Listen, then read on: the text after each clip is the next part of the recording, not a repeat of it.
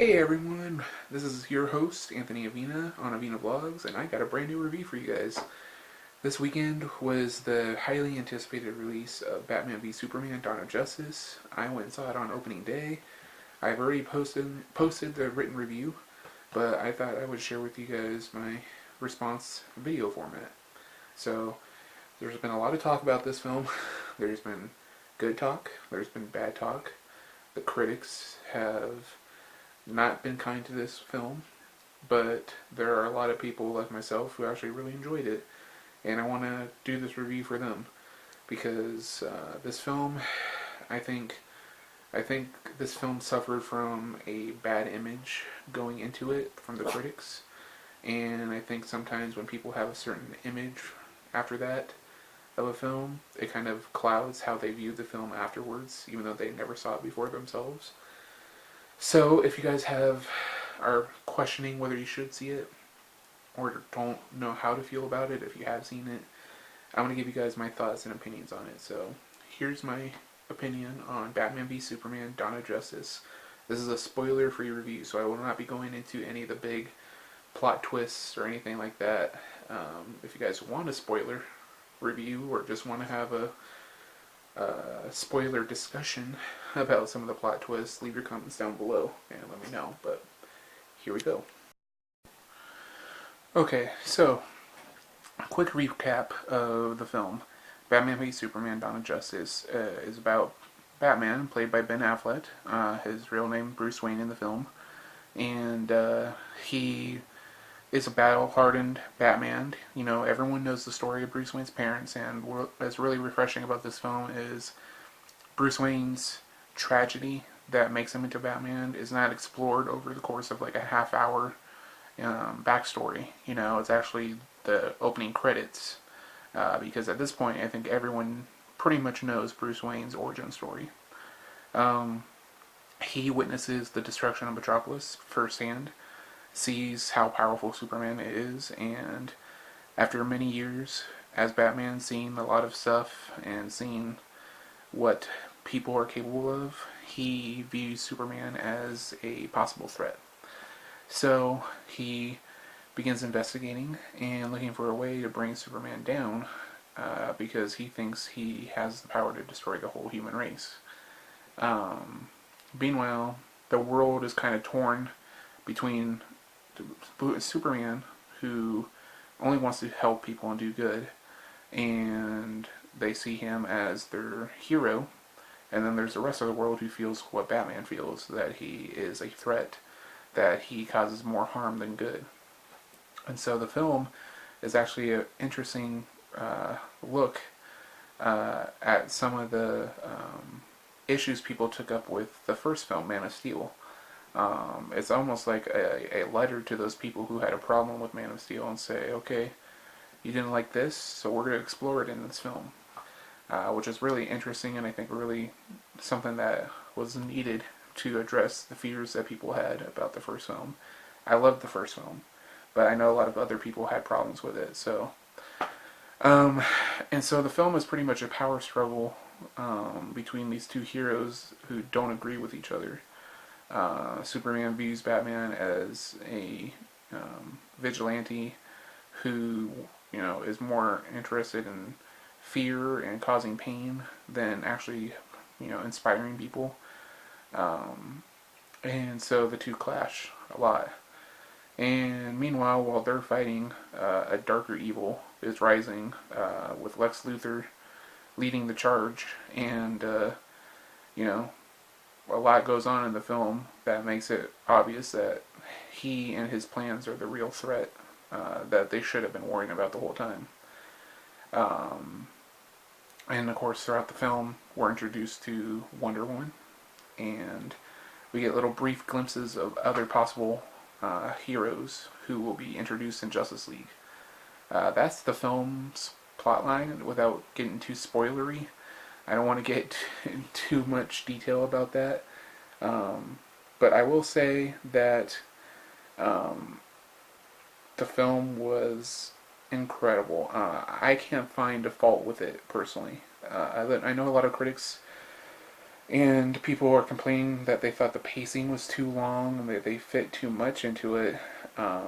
But after reading comic books for so long, comic books are jam packed with detail and with a lot of references. And I think for all the stuff that they were trying to include in this film, that they actually did a better job of pacing than one would expect. They didn't, you know, they didn't go back into Batman's backstory too much because everyone knows it.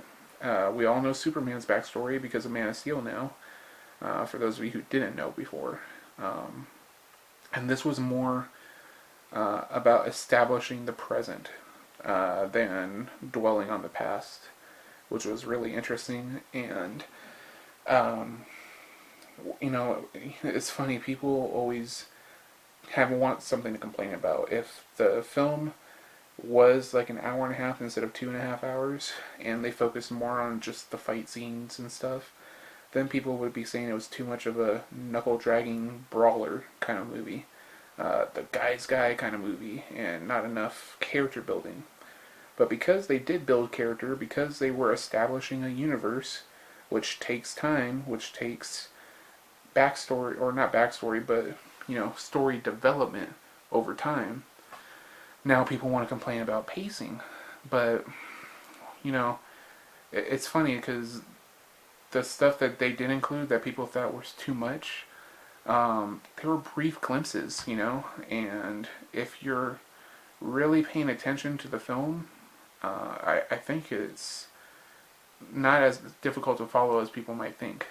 So if you're worried about that, just really block out the critics and block out what everyone else is saying and focus on the film itself, because when you do, it's really a work of art.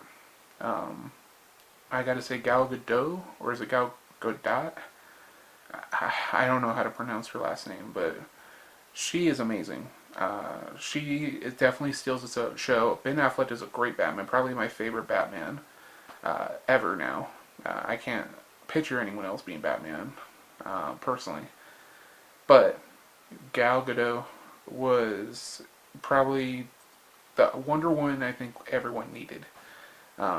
For years, people have tried to bring Wonder Woman to life on the big screen and have failed. And everyone's always had their own image of who Wonder Woman would be. But I think if you see this film, you'll know she is Wonder Woman now. You know, I know a lot of people love Linda Carter, and I've heard nothing but great things about Linda Carter's Wonder Woman. I heard she was a fantastic Wonder Woman, and I hope to see the show someday. But right now, for the universe they're building, Gal Gadot does the impossible and becomes the strongest character in a film filled with men. You have two powerful men battling it out, and what the world needs is to have a strong woman come in and say, forget about your troubles, forget about your bickering, there's a real problem here, we need to solve it. And she's actually the strongest one in the film, in my opinion, which is very refreshing to see, because too often women are said to be powerful in films, but then you watch it and they still end up playing, you know, backseat to the men in the film, which is sad, I think. So it was great to see, even though she was not in it as much as Batman and Superman, obviously, because it's not her film. When she was in it, she took control of the scene, and she was the expert. She was amazing. And then Jesse Eisenberg's Lex Luthor was really, really creepy and dark, and the depths that he went to manipulate and destroy Batman and Superman in this film really cemented him as a fantastic villain in this cinematic universe. There are some teases for other villains in the film, and I can't wait for you guys to see it. You guys can leave your comments down below if you like those little teases. There is a vision kind of scene in the film that people got confused by. It is, I will tell you, it is a vision. It is something sent to a character. But I don't want to give away too much about it because there's the who's sending the vision and to who it's being sent to are big plot points. So I don't want to give it away. But um, overall, the film was phenomenal. I loved the cinematography in it. There were scenes that made it actually feel like you were holding a comic book in front of your face. It was like a panel jumping off the screen, and that was really great. The acting was amazing. They really cast some amazing people to play these iconic characters, and they integrated two big comic book storylines in this film, which was really great to see play out on screen. Especially when the Holy Trinity, that is Batman, Superman, and Wonder Woman, finally came together in one shot together. There's nothing quite like it. It was phenomenal. So as a big time fan of Batman and Superman and Wonder Woman, as a big DC Comics fan, and as a fan of great filmmaking, I will say that this film deserves a 10 out of 10 stars. I do not agree with the critics' viewings of it or the people who had a problem with the film. I think it was really well done. It is in my top 5 superhero films. And, you know, everyone's entitled to their opinion. If you didn't like it, that's fine. I just have a different viewing of it. I went into it with an open mind. I was wary of Jesse Eisenberg, his casting as Lex Luthor, because I always pictured other people as that character. But he really proved me wrong. It did a great job, and it was refreshing to see, you know, the pacing of Batman's origin story being reduced to the opening credits, because, you know, like I've said probably 5 or 6 times in this review, if you don't know Batman's origin story by now, then you are one of the people who are missing out on a really great story. Most people know that story by now, and it was great to see them say, you know, yeah, you guys know the story. This is who Bruce Wayne is, how he became Batman. Now let's jump into the thick of it. Let's see how Batman and Superman operate in the same universe. So, great film. I'm going to give a special shout out to Amy Adams. She's probably my favorite Lois Lane, because instead of just going headfirst into a story and then needing to be saved all the time, she actually does a lot of saving in this film herself. She is the stable rock that Superman needs in his life, and she does some pretty incredible things in this film that really made me applaud her, because Amy Adams just brought a breath of fresh air to the film when there were certain moments that were a little slower. When she came on the screen, it just lit up all over again. So, really great job. The women of this film really did steal the show. And after seeing this film, I am very excited for the whole DC Cinematic Universe to come to life. I'm that much more excited for Suicide Squad now. And a quick little note for anyone who hasn't seen the film yet: when you go see the film, don't worry about staying until the end of the credits, because there is no end credit scene. So just to save you guys some time, when the credits start rolling, that is the end of the film.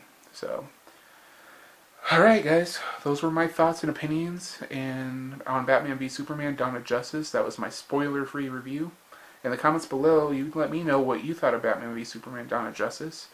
I respect everyone's opinion. If you didn't like it, that's fine. Just remember to be respectful to one another in the comment section. I do moderate the comments, so no bashing of any kind. But yeah, the film was amazing. I loved it. So give this video a big thumbs up if you enjoyed it. Like this video, comment on it, favorite it, and share it. Subscribe to the channel if you haven't done so already. It'd mean the world to me if you could. Check out our links down below in the description box, and click that eye in the sky for today's recommended videos, playlists, and more. Thanks for watching, guys, and I'll see you next time. Long days and pleasant nights, my friends.